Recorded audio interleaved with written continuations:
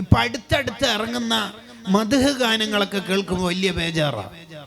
നബി സല്ലല്ലാഹു അലൈഹി വസല്ലം തങ്ങളുടെ ഭാര്യമാർ ആരാണ്? സാധാരണ സ്ത്രീകളാണോ അവർ? ഖുർആൻ തന്നെ അവർക്ക് ബഹുമാനം കൽപ്പിച്ചിട്ടല്ലേ പറയണത്? അവരെ ബുദ്ധിമുട്ടിക്കുന്നത് നബി സല്ലല്ലാഹു അലൈഹി വസല്ലം തങ്ങളെ ബുദ്ധിമുട്ടിക്കുന്നത് പോലെയാണെന്നല്ലേ നമുക്ക് പാഠങ്ങൾ പഠിപ്പിച്ചെന്നത്? ഖദീജ ബീവിയും നബി തങ്ങളും തമ്മിലുള്ള കല്യാണത്തെക്കുറിച്ച് പറയുന്ന പാട്ടിൽ എന്തെല്ലാം ഖദീജ ബീവിനെ കുറിച്ചിട്ട് പറഞ്ഞുകൊണ്ടിരിക്കണം ഈ ചെക്കന്മാര്. മദ്ഹ് ഗാനം എഴുതാൻ ആരെങ്കിലൊക്കെ റെഡിയാകുമ്പോൾ നന്നായിട്ട് മതം പഠിക്കാതെ ഒരു മദ്ഹ് ഗാനം എഴുതാൻ നിൽക്കരുത്.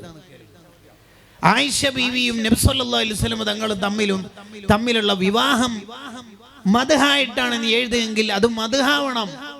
ഈ പെണ്ണിനെ പുകഴ്ത്തുന്ന പാട്ടുകളുണ്ടല്ലോ, വേറെ എന്തെങ്കിലും അർത്ഥത്തിൽ കേൾക്കുമ്പോൾ ഒരു രസക്കുറവ് ഫീൽ ചെയ്യുന്നത് ഒരു നിലക്കും നമ്മളിൽ നിന്ന് സംഭവിച്ചു പോകരുത്. നമ്മൾ എപ്പോഴും ശ്രദ്ധിക്കേണ്ടതാണ്. നബി സല്ലല്ലാഹു അലൈഹി വസല്ലം തങ്ങളുടെ കാലത്ത് ഞാൻ ജീവിച്ചിനെങ്കിൽ സ്വഹാബിയാവുന്നൊക്കെ നമുക്കൊരു തോന്നലുണ്ടാവും ചില പാട്ടൊക്കെ കേൾക്കുമ്പോൾ. ഷെഹറാനി ഇമാം പറയുന്നുണ്ട് ചിലപ്പം മിക്കവാറും ഉത്തുബത്ത ഷൈബത്താറ്റാവാൻ സാധ്യത ഉണ്ട്. നീ എപ്പോഴും വിചാരിക്കേണ്ടത് എന്താണെന്നറിയോ? ഞാൻ ഈ കാലത്ത് ജീവിക്കുകയും ആ കാലത്ത് വന്ന നബി സല്ലല്ലാഹു അലൈഹി വസല്ലം തങ്ങളെ കൊണ്ട് വിശ്വസിക്കാൻ എനിക്ക് അല്ലാഹു ഈമാൻ തന്നല്ലോ എന്നാണ് നീ വിശ്വസിക്കേണ്ടത്. അതിലാണ് നീ അള്ളാഹുവിനെ സ്തുതിക്കേണ്ടത്. കാരണം സ്വഹാബത്ത് എന്ന് പറഞ്ഞാൽ പലരുടെയും പാട്ട് കേൾക്കുമ്പോൾ തോന്നും സ്വഹാബത്ത് ആ കാലത്ത് ജീവിച്ചുകൊണ്ട് സ്വഹാബിയായി. നമ്മളൊക്കെ ആ കാലത്തുണ്ടെങ്കിൽ ഇതാ സിദ്ദീഖ് ഉമർലാനു ഉസ്മാൻലാനു നമ്മളൊക്കെ സ്വഹാബിമാരാകും എന്നൊരു ലിബറൽ ചിന്ത നമുക്ക് വരാൻ സാധ്യതയുണ്ട്. ചക്ക വീണത് കൊണ്ടും അയൽ കിട്ടിയതാണ് അല്ല, അത് സ്വഹാബത്തിനെ ചെറുതാക്കുന്ന പരിപാടിയാണ്. സ്വഹാബത്ത് എന്ന് പറഞ്ഞാൽ ആരാണ് ഈ സ്വഹാബത്ത് എന്ന് പറഞ്ഞാൽ? ലോകത്തെ എല്ലാ ആൾക്കാരുടെയും ഹൃദയങ്ങൾ വളരെ സൂക്ഷ്മമായി അള്ളാഹു നിരീക്ഷിച്ച് ഏറ്റവും നല്ല ഹൃദയത്തിന്റെ ഉടമകളെ നബി സല്ലല്ലാഹു അലൈഹി വസല്ലം തങ്ങളുടെ ഫോളോവേഴ്സായി, കമ്പാനിയൻസായി, സ്വഹാബത്തായി അള്ളാഹു കൊടുത്തതാണ്. അവരുടെ ഖുവ്വത്തുൽ ഈമാൻ കൊണ്ടാണ് അവർ സ്വഹാബിമാരാവുന്നത്. താബീങ്ങൾ എന്ന് പറഞ്ഞാൽ അവരുടെ ഖുവ്വത്തുൽ അമൽ കൊണ്ടാണ് അവർ താബീങ്ങളാവുന്നത്. നമ്മളെങ്ങനെ അതാവുക? ഞാൻ ആ കാലത്ത് ജീവിച്ചെങ്കിൽ എന്നൊരു മഹബത്തിന്റെ ആംഗിളിൽ നിന്നുള്ള ചില വർത്തമാനങ്ങൾ ഇബാറത്തും കിതാബും കാണാത്തത് കൊണ്ടല്ല ഞാൻ പറയണത്. ലിബറൽ വൽക്കരിക്കരുത്, നിസ്സാരവൽക്കരിക്കരുത്. വിശദ പഠനത്തിന് മഹാനായ ഇമാം ഷഅറാനി റഹിമഹുള്ളയുടെ അൽ മൻഹജുൽ മുത്തഹർ എന്ന കിതാബ് നോക്കിയാൽ മതി.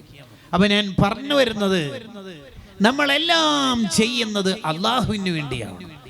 നബി സല്ലല്ലാഹു അലൈഹി വസല്ലം തങ്ങളോടുള്ള മഹബ്ബത്ത്, അതാണ് ഈമാനിന്റെ റൂഹ്. അതില്ലാതെ ഒരു മനുഷ്യനും ആഖിറത്തിൽ രക്ഷപ്പെടാൻ പറ്റൂല. ഒരാളുടെ സ്വർഗപ്രവേശനം അയാളുടെ മഹബ്ബത്തിന്റെ കണക്കനുസരിച്ചിട്ടാണ്. ഒരാളുടെ സ്വർഗത്തിലെ സ്ഥാനമാനങ്ങൾ അയാൾക്ക് നബി സല്ലല്ലാഹു അലൈഹി വസല്ലം തങ്ങളോട് എത്ര മഹബ്ബത്തുണ്ട് എന്ന് നോക്കിയിട്ടാണ്. ഒരാൾക്ക് അള്ളാഹുവിന്റെ ഇഷ്ടം ലഭിക്കുന്നതും ലിഅന്ന ഖദറ മഹബ്ബത്തുല്ലാഹി തആല അലൽ അബ്ദി അലാ ഖദരി മഹബ്ബത്തി നബിയിക്കും സല്ലല്ലാഹു അലൈഹി വസല്ലം. റസൂലുള്ളാഹിനോടുള്ള മഹബ്ബത്തിന്റെ കണക്കനുസരിച്ചിട്ടാണ്. ഇബ്നു അജീബ് തങ്ങൾ ബൂസൂരി ഇമാമിന്റെ ഹംസിയൊക്കെ എഴുതിയ വ്യാഖ്യാനത്തിൽ അത് കാണാം. എല്ലാത്തിന്റെയും മാനദണ്ഡം മഹബ്ബത്താണ്.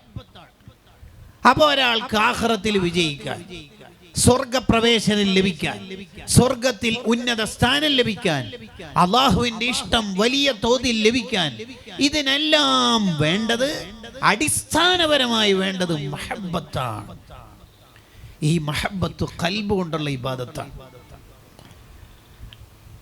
അത് അള്ളാഹുവിനാണ് അറിയാം അയാൾക്ക് മഹബ്ബത്തുണ്ടോ ഇല്ലയോ എന്നുള്ളത്. തെറ്റുകുറ്റങ്ങൾ ചെയ്യുന്നതിനനുസരിച്ച് മഹബ്ബത്ത് കുറയുമോ അല്ല അവിടെ തന്നെ ഉണ്ടാകുമോ? പണ്ഡിതന്മാർക്കിടയിൽ ചർച്ച കാണാം. ഇമാം ഖുർത്തുബി റഹിമഹുല്ല പറയുന്നത് ഫത്ഹുൽ ബാരിയിൽ കാണാം, തെറ്റുകുറ്റങ്ങൾ ചെയ്യുന്നതിനനുസരിച്ച് മഹബ്ബത്ത് ഇങ്ങനെ കുറഞ്ഞു പോകും. അവസാനം കുറെ തെറ്റുകുറ്റങ്ങൾ അയാൾ ചെയ്യുമ്പോൾ അയാളുടെ ഹൃദയത്തിൽ ബാക്കിയുള്ള അവസാന കണിക പോലും ഇല്ലാതായി വരണ്ടുപോയ ഖൽബായി മാറും. അള്ളാഹു കാത്തുരക്ഷിക്കുമാറാവട്ടെ. അത് നമ്മൾ എപ്പോഴും പേടിക്കേണ്ടതാണ്. ഈ മഹബ്ബത്തിന്റെ മാനദണ്ഡം എന്താണ്? അതാണ് ഞാൻ ആമുഖത്തിൽ പറഞ്ഞത്. തഖല്ലുക്ക് ഉണ്ടാവാൻ കസറത്തു സ്വലാത്ത് ഉണ്ടാവണം. ധാരാളം സ്വലാത്ത് ചെല്ലുമ്പോൾ അയാൾക്ക് തോന്നും നബി സല്ലല്ലാഹു അലൈഹി വസല്ലം തങ്ങളെ പഠിക്കണം ഫോളോ ചെയ്യണം എന്ന് തോന്നും. ഏതിലാണ് നമ്മൾ ഫോളോ ചെയ്യേണ്ടത്? എല്ലാത്തിലും ഫോളോ ചെയ്യണം. വെറും ഒരു സുന്നത്ത് നിസ്കാരം മാത്രം നിർവഹിച്ചാൽ തഖല്ലുക്കാവോ, ഫോളോ അപ്പ് ആവോ? ഇല്ല. ഫീ ഹാലിഹി വഫആലിഹി വമഖാലിഹി ഫതതബ്ബഅൻ വതാബിഅൻ ലാ തഅവില. നബി സല്ലല്ലാഹു അലൈഹി വസല്ലം തങ്ങൾ എങ്ങനെയാണ് നടന്നത്, എങ്ങനെയാണ് ഭാര്യമാരോട് പെരുമാറിയത്, എങ്ങനെയാണ് കിടന്നത്, എങ്ങനെയാണ് ഇരുന്നത്, എങ്ങനെയാണ് അവിടുന്ന് പള്ളിയിൽ പെരുമാറിയത്, വീട്ടിൽ പെരുമാറിയത്, കൂട്ടുകാരോടെങ്ങനെ, നാട്ടുകാരോടെങ്ങനെ, കുട്ടികളോടെങ്ങനെ, ഇങ്ങനെ എല്ലാവരോടും തങ്ങൾ എങ്ങനെയാണ് പെരുമാറിയത്, മുആമലത്ത് എങ്ങനെയാണ്, അത് നമ്മൾ പഠിക്കുക. അവിടുന്ന് എങ്ങനെയാണ് ഓരോ സാധനവും ഉപയോഗിച്ചത്, അതും നമ്മൾ പഠിക്കുക. അതൊക്കെ നമ്മുടെ ജീവിതത്തിന്റെ ഭാഗമാക്കാൻ ശ്രമിക്കുക. പൂർണ്ണമായി നബി സല്ലല്ലാഹു അലൈഹി വസല്ലം തങ്ങളെ പോലെ ജീവിക്കാൻ ഒരാൾക്കും സാധ്യമല്ല. അതാണ് മഹാന്മാര് പറഞ്ഞത്, നിന്റെ കഴിവിന്റെ പരമാവധി നബി സല്ലല്ലാഹു അലൈഹി വസല്ലം തങ്ങളെ ഫോളോ ചെയ്യാൻ ശ്രമിക്കുക. നബി സല്ലല്ലാഹു അലൈഹി വസല്ലം തങ്ങളുടെ 10 സ്വഭാവങ്ങൾ ഞാൻ ഇവിടെ പറയാം. 10 സ്വഭാവങ്ങൾ ഇവിടെ പറയാൻ പോകും. ആ 10 എണ്ണത്തിലും നമ്മുടെ ജീവിതം ഇങ്ങനെ നമ്മളെ കുറിച്ച് ആലോചിക്കണം. ഈ 10 കാര്യങ്ങൾ ഇങ്ങനെ എണ്ണി പറയുമ്പോൾ നമ്മളെങ്ങനെയാണ് ഈ വിഷയത്തിൽ എന്നിങ്ങനെ ആലോചിച്ചുകൊണ്ടേയിരിക്കണം. 1, നബി സല്ലല്ലാഹു അലൈഹി വസല്ലം തങ്ങളുടെ ഏറ്റവും പ്രധാനപ്പെട്ട ഒരു സ്വഭാവം തർക്കുൽ ഫുളൂൽ എന്നുള്ളതാണ്. ഒരൊറ്റ അനാവശ്യ കാര്യങ്ങൾ തങ്ങൾ ചെയ്യൂല. അതാണ് തങ്ങളുടെ ഒന്നാമത്തെ സ്വഭാവം. അതാണ് നബി സല്ലല്ലാഹു അലൈഹി വസല്ലം പറഞ്ഞത്, മിൻ ഹുസ്നി ഇസ്ലാമിൽ മർഇ തർക്കുഹു മാ ലാ യഅ്നീഹി. ആവശ്യമില്ലാത്ത കാര്യങ്ങളിൽ നിന്ന് മാറി നിൽക്കുമ്പോഴാണ് ഒരാൾ ഇസ്ലാമിൽ നല്ല മനുഷ്യൻ എന്ന് പറയാം. ആവശ്യമുണ്ടെങ്കിൽ മാത്രം അവിടത്തേക്ക് പോവുക, നടക്കുക, അവിടെ ഇരിക്കണോ, ആവശ്യമുണ്ടെങ്കിൽ മാത്രം. എല്ലാ ഗൾഫിൽ നിന്ന് വരുമ്പോഴും നട്സ് കൊണ്ടുവരുത്ത് യാതൊരു നിർബന്ധവുമില്ല. ഉണ്ടെങ്കിൽ കൊണ്ടുവരിക, ഇല്ലെങ്കിൽ വേണ്ട. ഉഖ്റവിയോ ദുനിയവിയോ ബെനിഫിറ്റ് ഇല്ലാത്ത ഒരു കാര്യം നമ്മൾ ചെയ്യരുത്. ആവശ്യമുള്ളത് മാത്രം നമ്മുടെ ജീവിതത്തിൽ ചെയ്തു പഠിക്കുക. ഈ അടുത്തൊരു ചെറുപ്പക്കാരനെ ഞാൻ പരിചയപ്പെട്ടു. ഒരു പരിപാടിക്ക് പോകുമ്പോൾ ട്രെയിൻ ഇറങ്ങി പരിപാടിയുടെ സ്ഥലത്തേക്ക് എന്നെ കൊണ്ടുപോകാനാണ് മൂപ്പര് വന്നേക്കുന്നത്. അദ്ദേഹം കുറഞ്ഞ കൊല്ലേ ഗൾഫിൽ ഉണ്ടായിട്ടുള്ളൂ. അദ്ദേഹം ഗൾഫ് നിർത്തി. എന്നെക്കാൾ എത്രയോ പ്രായം കുറവാ. ഗൾഫ് നിർത്തി. എത്ര? ഞാൻ ചോദിച്ചെന്തേ? ഉസ്താദേ, ഒരു വീടും സ്ഥലമൊക്കെ ആവാൻ വേണ്ടിയാണ് ഞാൻ പോയത്, അതായിട്ടുണ്ട്. എത്ര കൊല്ലം നിങ്ങൾ ഗൾഫിൽ നിന്നത്? ഗൾഫിൽ നിന്നത് വളരെ കുറഞ്ഞ കൊല്ലം. എത്ര കൊല്ലം ഏകദേശം നിന്നിട്ടുണ്ടാവും? ഒരു 5 കൊല്ലം. 5 കൊല്ലത്തിൻ്റെ ഉള്ളിൽ വീടും സ്ഥലമൊക്കെ ആയി. എങ്ങനെ? ഒരു 400 ദിർഹംസിൽ യുഎഇക്കാരനാണ്. താഴെ മാത്രമേ ഞാൻ നാട്ടിലേക്ക് വരുമ്പോൾ പർച്ചേസ് ചെയ്യുള്ളൂ. 400 ദിർഹംസിൽ കുറവ്. അത്ര ആവശ്യമുള്ളൂ ഉസ്താദ്.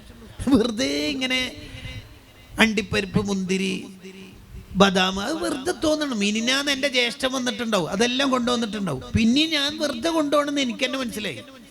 പിന്നെ വളരെ വേഗത്തിൽ ഡയറക്റ്റ് ഫ്ലൈറ്റ് വന്നിട്ട് ഇവിടെ വന്നിട്ട് ഒന്നും ചെയ്യാനൊന്നുമില്ല, ബെഡ്റൂമിൽ ഉറങ്ങലാണ്. അത് ഇവിടെ തന്നെ ഉറങ്ങിയാൽ മതിയല്ലോ.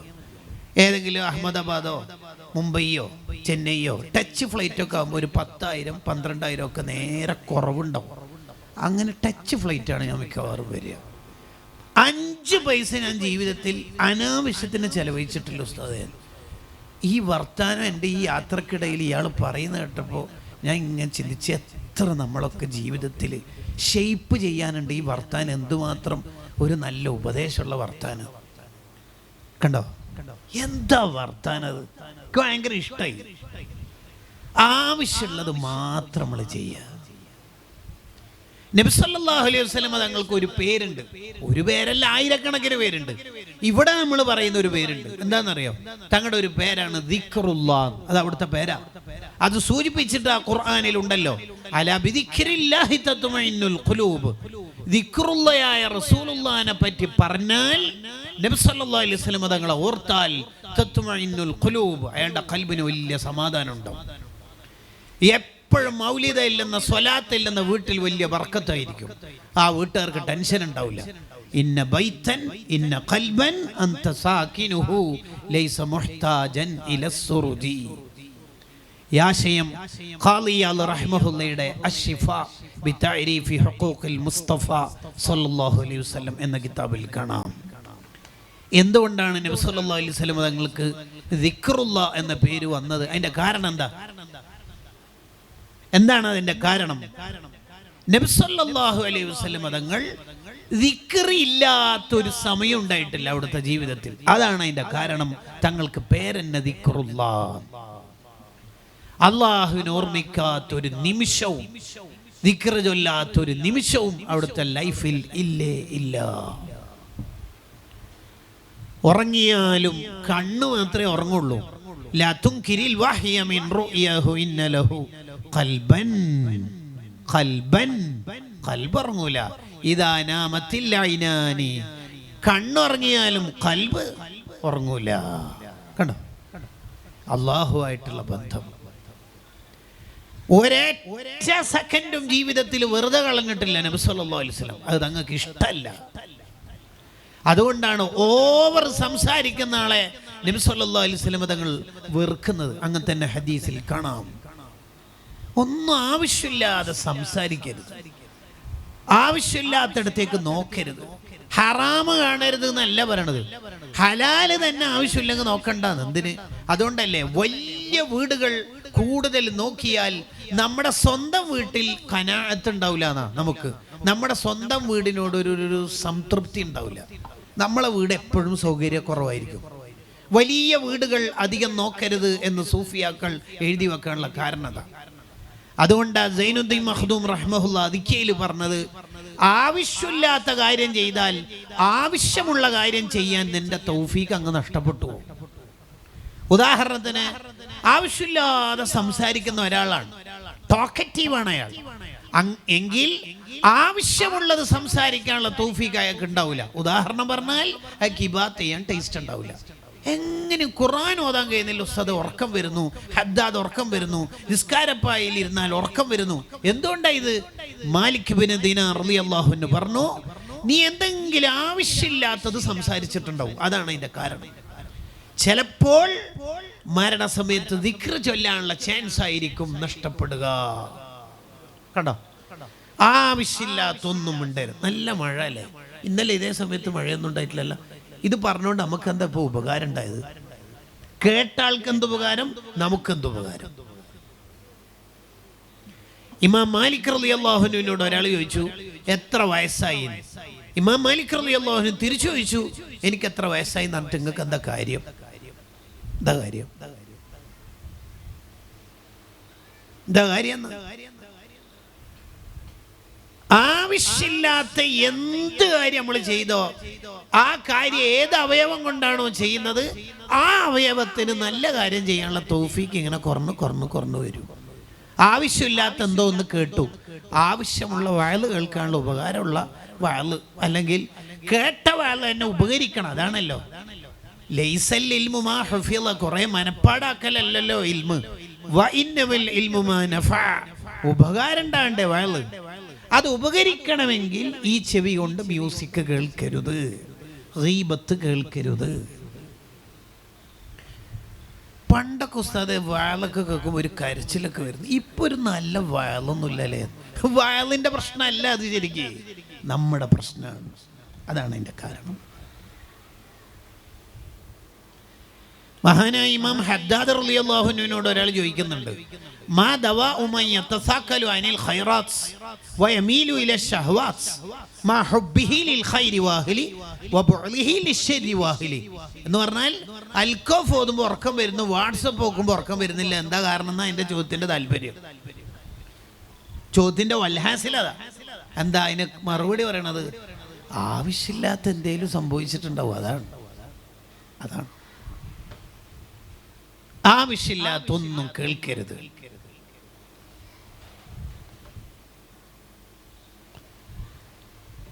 ഒരാൾ മരണപ്പെടുന്ന സമയത്ത് മലക്കൾ ഇങ്ങനെ ഓരോ അവയവങ്ങളും സ്കാൻ ചെയ്യും അത്ര.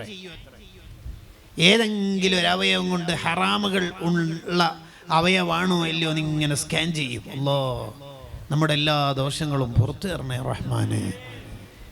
എന്നിട്ട് നല്ല ആൾക്ക് മരിക്കണ്ടേ കൂട്ടുകാരെ? ആവശ്യമില്ലാത്തൊക്കെ ഒഴിവാക്കുക. എല്ലാ വാട്സപ്പ് ഗ്രൂപ്പിലും നമ്മൾ ഉണ്ടാവണമെന്നൊന്നുമില്ല. പഴയ SLC ബാച്ച് ഗ്രൂപ്പ് അല്ലെങ്കിൽ ഇന്ന ഗ്രൂപ്പ്, എന്തിനാ നമ്മൾ ഈ വേണ്ടാത്ത ഗ്രൂപ്പുകളിലൊക്കെ ഉണ്ടാവണത്? ആവശ്യമില്ലാത്തത് കണ്ടാൽ ആവശ്യമുള്ളത് കാണാനുള്ള തൗഫീക്ക്. ഭാര്യ ഒരു രസം ഉണ്ടാവില്ല. അന്യ പെണ്ണിനെ കണ്ട് രസിക്കുന്നക്ക് സ്വന്തം ഭാര്യ സുന്ദരിയായിട്ട് ഒരിക്കലും തോന്നില്ല. ഇതങ്ങനെയാ, അതിൻ്റെ ഒരു പ്രശ്നം. ആവശ്യമില്ലാത്തത് ചിന്തിച്ചാൽ ആവശ്യമുള്ളത് ആലോചിക്കാനുള്ള ശേഷി നമുക്ക് കുറയും. ഇബ്നു സീരീൻ റളിയല്ലാഹു അൻഹു പറഞ്ഞല്ലോ, ഞാനൊരു അന്യവണ്ണിനെ ഇതുവരെ കണ്ടിട്ടുമില്ല, നോക്കിയിട്ടുമില്ല, ചിന്തിച്ചിട്ടുമില്ല, സ്വപ്നത്തിൽ പോലും വന്നിട്ടില്ല. വെറുതെ ഇത്ര ബുദ്ധി, വെറുതെ. മഗ്തബത്തു അഹദൻ മുൻദു അലിംതു അന്നൽ ഗീബത ഹറാം. ഈ ഉമ്മത്തിൽപ്പെട്ട ഒരാളെ ഗീബത്ത് പറഞ്ഞതിന്റെ പേരിൽ അള്ളാഹു ഏതായാലും എന്നെ ചോദ്യം ചെയ്യേണ്ടി വരില്ല ആഖിറത്തിൽ. കാരണം ഞാൻ ഒരാളെയും പറഞ്ഞിട്ടില്ല. ആരാ പറയണത്? ഇമാമുൽ ബുഖാരി റളിയല്ലാഹു അൻഹു. ആ നാവ് കൊണ്ട് എടുത്ത ക്ലാസുകൾ, ആ കൈ കൊണ്ട് എഴുതിയ ഹദീസുകൾ എത്രയാ ലോകത്തിന് ഉപകാരപ്പെട്ടത്. ബുഖാരി ഇമാമിനോട് കടപ്പാടില്ലാത്ത ആരെങ്കിലും ലോകത്തുണ്ടാവോ? പണ്ഡിത ലോകത്ത് ഇത്ര തൗഫീഖ് കിട്ടുന്നത് എങ്ങനെ? ആവശ്യമില്ലാത്തതിൽ നിന്നൊക്കെ അവർ മാറി നിന്നു. ഇപ്പം പ്രായം കൂടുമ്പോൾ തന്നെ മൂത്ത മക്കളൊക്കെ കൊടുത്തേക്കുക നല്ല നല്ല ഫോണുകൾ. ദലായിൽ ഖൈറാത്തും വിർദുൽ ലത്തീഫും പിടിച്ച കരങ്ങൾ ഉപ്പാപ്പയുടെ ഉമ്മാമ്മയുടെ കരങ്ങളിൽ രാവിലെ തന്നെ പീഡനത്തിൻ്റെയും അല്ലെങ്കിൽ മയക്കുമരുന്നിൻ്റെ ഒക്കെ വാർത്തകളുള്ള വീഡിയോ വരുന്ന വാട്സപ്പിൻ്റെ വർത്തമാനങ്ങളാ രാവിലെ തന്നെ വെറുഞ്ചായും ഈ ക്ലിപ്പും. നാളെ മറ്റന്നാൾ ഖബറിലേക്ക് പോകേണ്ട നമ്മളാണോ ഇതൊക്കെ കാണുന്നത്? മിൻ ഹുസ്നി ഇസ്ലാമിൽ മർഇ തർക്കുഹു മാ ലാ യഅനി. ആവശ്യമില്ലാത്തതൊക്കെ മാറിയേക്കാം. നബി സല്ലല്ലാഹു അലൈഹി വസല്ലം തങ്ങൾ പറഞ്ഞല്ലോ, ഇന്നല്ലാഹ കരിഹ ലക്കും. നിങ്ങളിൽ നിന്ന് ഉണ്ടാവുന്ന 3 കാര്യങ്ങൾ അള്ളാഹുവിന് കടുത്ത വെറുപ്പാണ്. അള്ളാഹ്ക്ക് വെറുപ്പുള്ള ഒരു സംഗതി നമ്മൾ ജീവിതത്തിൽ ചെയ്തിട്ട് ആ അള്ളാഹിൻ്റെ അടുത്തേക്ക് എങ്ങനെ നമ്മൾ ധൈര്യത്തിൽ പോവുക? ഏതാണ് ഈ 3 കാര്യങ്ങൾ? ഒന്ന് കസറത്തു സുആൽ, ആവശ്യമില്ലാത്ത കുറെ ചോദ്യങ്ങൾ. കല്യാണം കഴിച്ചിട്ട് എത്രയായി? 10 അല്ലേ? കുട്ടിയായിട്ടില്ല തീരെ? ഒരു കുട്ടിയാ? ഒറ്റ കുട്ടിയായിട്ടില്ല? എന്തൊക്കെ അസുഖമുണ്ടോ? എന്താ നമുക്ക് ഇതിനെ കൊണ്ടൊക്കെ കാര്യം? ആ കേൾക്കുന്ന മുഅ്മിന് എത്ര വേദന ഉണ്ടാവും. നമുക്ക് ആവശ്യമുള്ളതിൽ മാത്രം ഇടപെടുക. ഇപ്പൊ ഒരു ഉസ്താദ് ഇവിടെ വാളിന് വന്നു എന്ന് വിചാരിക്കാം, അവിടെ ഇരിക്കുന്നു എന്നും സങ്കല്പിക്കുക. ഇന്നെന്താ വയല് പറയേണ്ടതെന്നുള്ള കോണ്ടന്റ് ആലോചിക്കായിരിക്കും ചെയ്യുന്നത് മൂപ്പര്.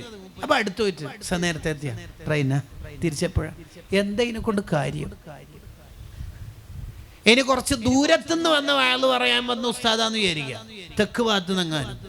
ആ ഉസ്താദ് ഒരു റൂം വേണം, ഒരു 1/4 മണിക്കൂർ ഒന്ന് കിടക്കണം, ചെറിയൊരു ക്ഷീണമുണ്ട് എന്ന് പറഞ്ഞിട്ട് റൂമൊക്കെ പോയാൽ നമ്മളെ നാട്ടുകാർ വിടോ? ഉസ്താദ് റെസ്റ്റിലാണോ? അതിൻ്റെ അർത്ഥം റെസ്റ്റ് എടുക്കാൻ വിടൂല എന്നോ? സെൽബിൻ്റെ മേനക്കുള്ള സാധനങ്ങൾ ഉണ്ടാവുമല്ലോ അല്ലേ? എന്താ ഇതിനെ കൊണ്ട് കാര്യം? എന്താ കാര്യം? അപ്പൊ നമ്മളെ നാവിൽ നിന്നൊരു അക്ഷരം പുറത്തേക്ക് വരുമ്പോൾ ആവശ്യമുള്ളത് മാത്രമായിരിക്കും. ഞാനിപ്പോൾ ഇവിടെ നാളെ ഇവിടെ ഉണ്ട് എന്ന് വിചാരിക്കാം, ഉദാഹരണമാണ് പറയുന്നത്.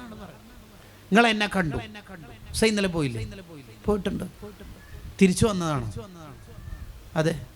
എന്തേ? ചെറിയൊരു ആവശ്യമുണ്ട്. പിന്നെ നിങ്ങളൊന്നും ഉണ്ടാൻ പാടില്ല. ചെറിയൊരു ആവശ്യം എന്ന് പറഞ്ഞാൽ ചെറിയൊരു ആവശ്യം, അല്ല ഒന്നും ഇല്ലാണ്ട് വരില്ല. എന്താ ഇതിനെ കൊണ്ട് കാര്യം എന്നാ? എന്താ കാര്യം? എന്താ കാര്യം? നമുക്ക് ആവശ്യമുള്ള വിഷയത്തിൽ മാത്രം ഇടപെടുക. ഗീബത്തും നമീമത്തും പറയരുത് എന്ന് മാത്രമല്ല മതം പറയണത്.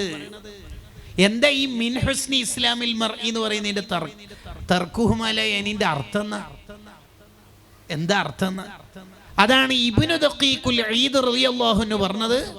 തബഖാത്തു ശാഫിഇയ്യത്തുൽ കുബ്രയിൽ കാണാം, ഞാൻ ഏത് കാര്യം എൻ്റെ ജീവിതത്തിൽ ചെയ്തിട്ടുണ്ടെങ്കിലും പറഞ്ഞിട്ടുണ്ടെങ്കിലും അള്ളാഹ്ക്ക് വേണ്ടിയിട്ടല്ലാതെ ഞാൻ ചെയ്തിട്ടില്ല, പറഞ്ഞിട്ടില്ല.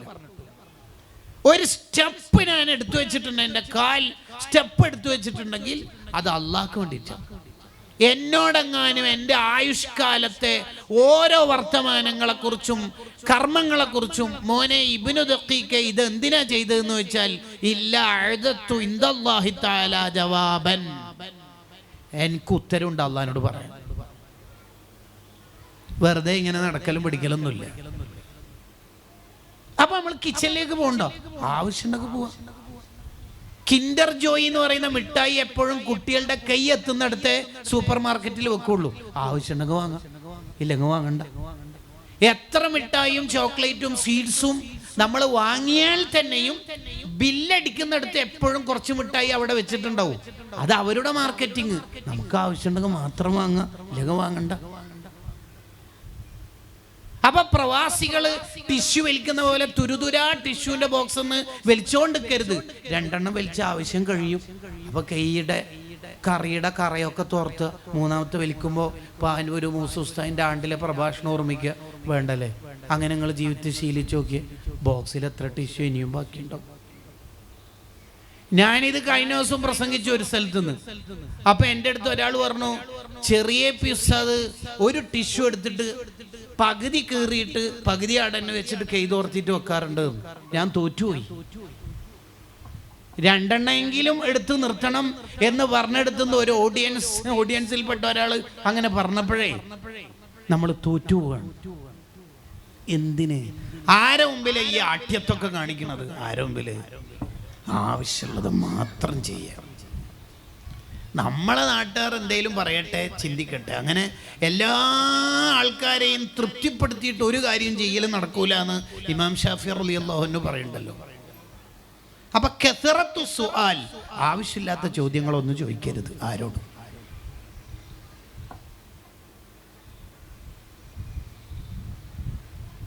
രണ്ടാമത്തത്, അള്ളാഹുവിന് വളരെ വെറുപ്പുള്ളതായി ഹദീസിൽ കാണാം, ഖീല വഖാൽ, കണ്ടതും കേട്ടതും പറയല്, ഉറപ്പില്ലാത്ത കാര്യങ്ങൾ പറയല്. ഉറപ്പില്ലാത്ത ഒരു കാര്യവും നമ്മൾ പറയരുത്. കിതാബിൽ കണ്ടത് മാത്രം, കേട്ടതൊന്നും പറയരുത്. അത് അത്രയും ഒതന്റിക് ആയ ആളെടുത്ത് നിന്ന് കേട്ടാൽ മാത്രം പറയണം, വേറൊന്നും നമ്മൾ പറയാൻ പാടില്ല. കഫാബിൽ മർഇ കദിബൻ, കളവ് പറയുന്നവൻ ആരാണെന്ന് അറിയോ? ശരിക്ക് കേട്ടത് മൊത്തം പറയലെന്നെ. നിനക്കറിയോ അത്? ഇല്ല. സൂറത്തുൽ ഫാത്തിഹയുടെ 38 നേട്ടങ്ങൾ, അതിൽ 37 ശരിയാന്ന് വിചാരിച്ചോ? ഒന്ന് കളവായാൽ അത് മതി ആഖിറത്തിൽ കുടുങ്ങാൻ. ഉറപ്പില്ലാത്ത ഒന്നും നമ്മൾ പറയുന്നു. പ്രത്യേകിച്ച് മതത്തിന്റെ മസ്അലകൾ, ഹദീസുകൾ, ഖുർആനിന്റെ ആശയങ്ങൾ, നമുക്കറിയാത്തതൊന്നും പറയാൻ പാടില്ല. വലാ തഖ്ഫു മാ ലൈസ ലക ബിഹി ഇൽമ്, നിനക്ക് വിവരമില്ലാത്തൊന്നും പറയുന്നത്. ചില ആൾക്കാർ പാട്ടുപാടിയിട്ടോ വേറെ ഏതെങ്കിലും ആശയങ്ങളിലൂടെയോ സമൂഹത്തിന്റെ കുറച്ച് വ്യൂവേഴ്സും സബ്സ്ക്രിപ്ഷനൊക്കെ കിട്ടിയതിന് ശേഷം മെല്ലെ മതം പറഞ്ഞു തുടങ്ങുന്നത് കാണാം. പഠിച്ചിട്ട് മാത്രമേ പറയാൻ പാടുള്ളൂ. മതം പഠിച്ചവർ മാത്രം മതം പറയുക, വേറെ ആരും പറയാൻ നിൽക്കരുത്. കാരണം ഞാനിപ്പോൾ ഇവിടെ ഇരിക്കുന്ന ഈ സുഹൃത്തിന്റെ പേരിൽ കളവ് പറയുക എന്ന് പറയുന്നത് ഹറാമാണ്, ഹറാം. എന്നാൽ നബി സല്ലല്ലാഹു അലൈഹി വസല്ലം തങ്ങളുടെ പേരിൽ കളവ് പറയാന്ന് പറയുന്നത് ഹറാമ് മാത്രമല്ല, അത് വൻദോഷാണ്. എല്ലാ ഹറാമും വൻദോഷമല്ലല്ലോ. ഇത് ഹറാം, വൻദോഷമല്ലാത്ത ഹറാം. അതിനെന്തോ ഉസ്താദ്മാരൊക്കെ ഉമൂമ് ഖുസൂസ് മുത്തലക്ക് എന്നങ്ങനെ പറയല്. ഇത് ഹറാം, നബി സല്ലല്ലാഹു അലൈഹി വസല്ലം തങ്ങളുടെ പേരിൽ പറഞ്ഞാൽ വൻദോഷം. അങ്ങനെ റസൂലുള്ളാഹിന്റെ പേരിൽ ഒരാൾ കളവ് പറഞ്ഞാൽ എന്ന് പറഞ്ഞാൽ നല്ലത് പറഞ്ഞാലും, ഉദാഹരണത്തിന് നബി തങ്ങൾ ഡെയിലി 25 ഖത്തോതി തീർക്കാറുണ്ട്, പച്ചക്കളവാണത്, അങ്ങനെ പറയാൻ പറ്റുമോ? ഇപ്പൊ ഔലിയാക്കളുടെ പേരിൽ ഇല്ലാത്തത് ഇങ്ങനെ പറഞ്ഞ് വീർപ്പിക്കല പരിപാടി. അതുകൊണ്ടാണ് ഈ സുന്നികൾക്ക് ശത്രുക്കൾ കൂടുന്നത്. ഉള്ളത് മാത്രം പറയാ, ഉള്ളത് മാത്രം. എനിക്ക് ആ അനുഭവം ഉണ്ടായിനോ? ഇല്ല, എനിക്കല്ല, എൻ്റെ മൂത്തമ്മ പറയുന്ന കേട്ടിയാണ്. ഉള്ളത് മാത്രം പറയുക, ഉള്ളത് മാത്രം. പ്രത്യേകിച്ച് കറാമത്തിന്റെ പേരിൽ ഇല്ലാത്തത് വ്യാജമായി പ്രചരിക്കുന്ന ഒരു കാല. ഉള്ളത് മാത്രം. നിങ്ങൾക്കറിയാം ഇസ്ലാമിലെ സൂക്ഷ്മത. ഇമാം ഷാഫിഈ റളിയല്ലാഹു അൻഹു, ആരാ ഇമാം ഷാഫിഈ റളിയല്ലാഹു അൻഹു?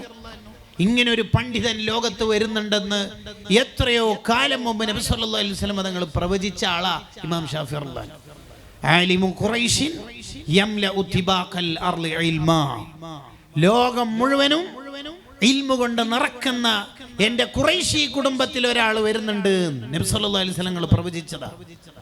ആ ഇമാം ഷാഫിഈ റളിയല്ലാഹു അൻഹുവിന്റെ പേരിൽ കേൾക്കണേ, ആ ഇമാം ഷാഫിഈ റളിയല്ലാഹുവിന്റെ പേര് കേൾക്കുമ്പോൾ റളിയല്ലാഹു അൻഹു എന്നാണോ ചൊല്ലേണ്ടത്, റഹിമഹുല്ലാ എന്നാണോ ചൊല്ലേണ്ടത്?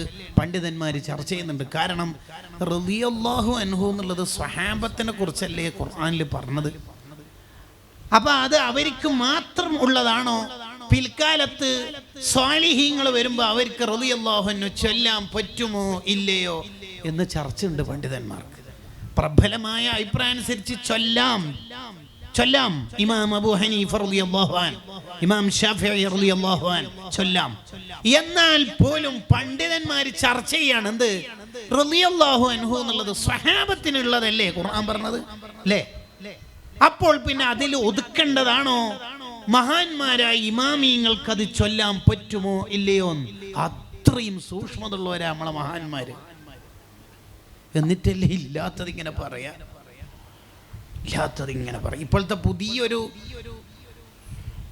മാർക്കറ്റിംഗ് എന്താന്ന് വെച്ചാൽ, ഞാൻ വലിയാണ് എന്ന് പറഞ്ഞാൽ പെട്ടെന്ന് നാട്ടുകാർ അംഗീകരിക്കാത്തതുകൊണ്ട് തന്നെ വലിയാണെന്ന് നാട്ടുകാർ അംഗീകരിച്ചവരുടെ ഏറ്റവും അടുത്ത ആളാണ് എന്ന് പറയലാണ് പുതിയ മാർക്കറ്റിംഗ്. ഇപ്പോൾ അതിലൊന്നും നമ്മൾ പെട്ടുപോകരുത്, അതിലൊന്നും നമ്മൾ പെട്ടുപോകാൻ പാടില്ല. ഇസ്ലാമിൻ്റെ റൂട്ട് വളരെ കൃത്യമാണ്. ഇല്ലാത്തതൊന്നും പറയരുത്. ഖീല വഖാൽ, കണ്ടതും കേട്ടതും പറയരുത്, കിട്ടിയത് മൊത്തം ഷെയർ ചെയ്യരുത്.